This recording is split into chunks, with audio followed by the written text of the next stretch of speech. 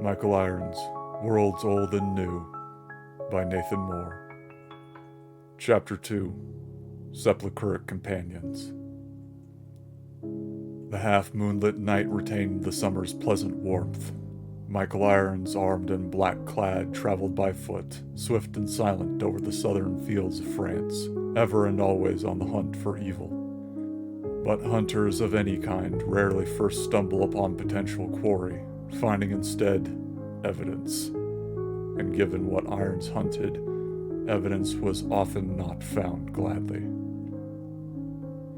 Off the goat path was heard a soft sound, prompting Irons to glance aside and, under the light of the waning moon, caught the small motion of fabric on the slope of an empty ditch.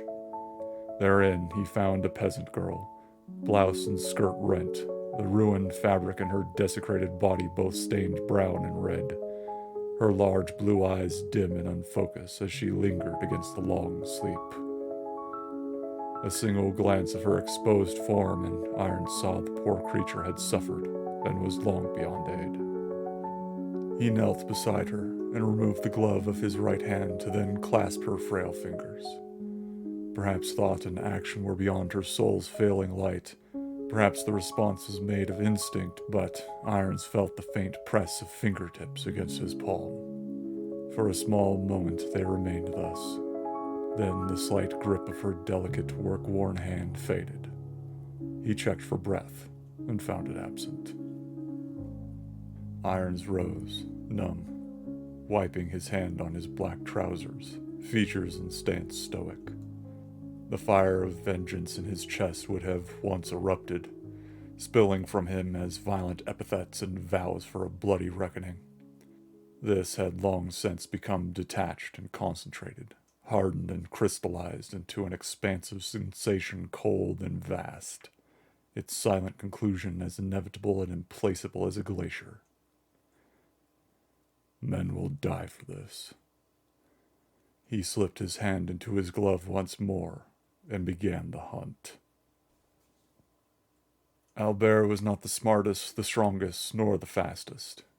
He managed decent aim with a bow, was a competent body in a brawl, and possessed a size which emitted natural intimidation, this latter skill being one he and his comrades employed often. Yet now he ran, alone, through the torrential downpour empty-handed, eyes wide with horror, his thick form propelled by long-spent legs, yet they still bore him forward as he fled, breath snatched among panic gasps. Spittle and snot streaked his broad, flabby face, thick mud and wet grass threatening to betray his every footfall. Nearly senseless with exhaustion and fear, Albert found his delirious mind confronted by repeated memories of numerous retreats during his life of crime. Therein recollection of his comrades' backs, now juxtaposed against their present absence. Something in the back of his mind began to wonder as he fumbled forward, terrified, if perhaps he had often found himself at the pack's rear not because his companions carried confidence in his service as a rear guard, but so he might serve as a witless sacrifice if needed, live meat to occupy the hounds. Seeing himself now abandoned and death on his heels, this truth forced itself into his mind. Albert's ragged gasps melded with hapless sobs as the realization cast a dark pall upon further memories. Joking inclusion vanished to reveal the cruel jests. He had not been a brother but a dumb dog, used to intimidate, attack, and offer mean amusement. But this revelation arrived too late, and the punishment for his multitude of sins pursued him, personified as a wolfish man clad in black, silent and unseen somewhere in the rain. The thick report of a firearm was all but washed out by the torrential rainfall. Albert's left foot was struck numb and his knee gave way. The hot ball projectile shattered the joint utterly, nearly severing the lower leg and obliterating from Albert what slim shred of hope had remained. He fell like a stricken boar, limp and defeated, and was still, panting into the mud, his petrified mind fixated on the cold numbness creeping up his destroyed leg. After what may have been moments or minutes, Albert was aware of wet footfalls in the mud before his face. He could not move, but his wide, terrified eyes dimly perceived a pair of muddy, bloody black boots. To where do your companions flee? The cold statement was uttered in atrocious French, but Albert comprehended. 20 minutes before, he would have looked down the barrel of an armored dragoon's pistol and spat in haughty defiance. But now, abandoned, defeated, and dying, the words emerged automatically, as if it were Lucifer himself who now menaced his dying breath. Half a day's walk into the woods, a cave. They will gather there, then flee. What remained of Albert's left leg had now lost all sensation, and his hands felt of needle pricks. Albert shed a final frightened tear, but its presence passed unseen or felt, swallowed by the mud and rain. For which of my sins do you come? The boots moved as the crouched form stood, and the sound of steel escaping a sheath seemed to come from a distance. A cold voice came from far away. For the rape and murder of a peasant girl 2 weeks hence. The great sword thrust down, piercing fat and bone to swiftly skewer the slowing heart. To the soul departing, the cold voice whispered once more. Whether this be God's ordained punishment, or a collection due the devil, I care not. Within a damp forest of southern France there was contained a tighter copse of pines which hid a rocky outcropping, home to a deceptively large cave. Here a small group of brigands had made a hideout and stashed their ill-gotten gains. The location also served for regroup should the party be scattered. It was a good shelter, a well-hidden escape, and now the brigands loaded their accumulated riches and made to flee. Their current point of contention was whether to relocate elsewhere or to split their wealth and disband entirely. Regardless of our final decision, scolded second-in-command Jean, a lean, stone-faced golem, it is imperative we vacate now. Further discussion. If we are, as a group, ambushed and massacred, what then? Countered Benoit. Then go your own way, I care not, Jean growled. But you shall do so empty-handed. This exclamation drew a pair of vicious, near murderous glares from the two who wished to disband and separately flee.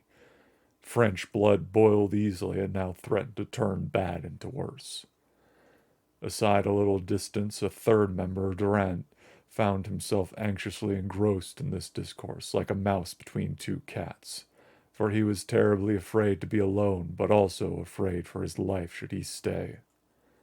He made a silent start as a hand rested on his shoulder. Durand turned to find the grim cold countenance of his so often cheerful and vivacious captain, named only Faustin. This unkind bearing was rare, seen only when the charismatic leader declined pretense. Durand swallowed heavily as the argument ahead escalated, ignorant of Faustin's appearance. Once more Durand swallowed as his captain raised a finger to his lips and drew his pistol. With deliberate calculation, Faustin raised his weapon to the back of Benoit's head and gently motioned for Durand to do likewise to the other dissident. Durand, senseless and electrified with fear, did as instructed, his arm moving before his eyes as if on a string. The captain, with his free hand, raised 3 fingers sedately, then withdrew them one by one until, upon making a fist, he fired. In unison with his captain was Durand's trigger pulled. 2 bodies fell forward, the twins' shots deafening in the poorly lit cave's confines. With a scowl and a frustrated shrug, Jean looked towards his captain. Faustin returned the shrug. Then his charismatic smile reappeared, his persona reestablished. 3 shares instead of 5, declared Faustin nonchalant with a brash grin, and he clapped Durand on the shoulder, startling the man from his terrified stupor. If they had left now, they would have been tracked and taken as easily as Albert. You think they would not have talked? Albert talked, and he was brave with stupidity. Another pat on the back, heavy with camaraderie, but Duran now also felt it carried just as much potential menace. Even more terrified than before, he helped move the goods and treasure from the cave into the waiting handcart. And, for the first time since childhood, he prayed. After a handful of minutes, treasure enough for a duke's ransom had been loaded and hidden under the handcart's ample false base, further concealed by simple trade goods and foodstuffs stacked within the cart itself. Before the hour concluded, the three brigands disguised as vagrants exited the forest with their cart, its push yoke wide enough for all three persons to share the load, and they began to trudge up the road north. For an hour they moved away from the wood, then, as the cart began to crest a low hill, they came upon a traveler who leaned beneath a cypress tree. The man was dressed head to toe in black with a down-turned wide-brimmed hat, and a vast, well-worn cloak which was hung about his shoulders in the manner of an English skirmisher. His pallid features and cold expression seemed to evoke the gathering dark storm clouds above. To Durant's beleaguered and paranoid eye, the man seemed to have been waiting. Faustin raised a hand and hailed the stranger, embellishing the greeting as if they had been traveling all day and not encountered another soul, even making comment about the great gray clouds overhead. "Seems to be rain before long," Faustin smiled. The man in black did not look skyward, though his cold blue eyes did glance behind the group toward the road. Duran's nervousness prompted him to trace a gaze, and saw a solitary mounted traveler trotting up the road. "Aye," the man replied in very bad French, and in his hands appeared twin flintlock pistols. "The rain comes." A waking nightmare came to life before him. Durand froze, horrified, transfixed by the pistol now aimed at him. The barrel's hole seemed to grow and yawn until it came to dominate every aspect of his awareness. Then, with a sudden realization and far too late, Durand found that he remained stood still because he had, in fact, been held in place. Faustin, who had himself been wary of the black-clad man's strange appearance, hid himself behind Durand, cursing below his breath about how, in haste to leave the cave, he had failed to reload his own weapon. Both flintlocks of Michael Irons reported. Jean went stiff, poleaxed by a shot to the head, while Durand felt the wave of numbness radiate out from his chest. Then he was on his side in the mud.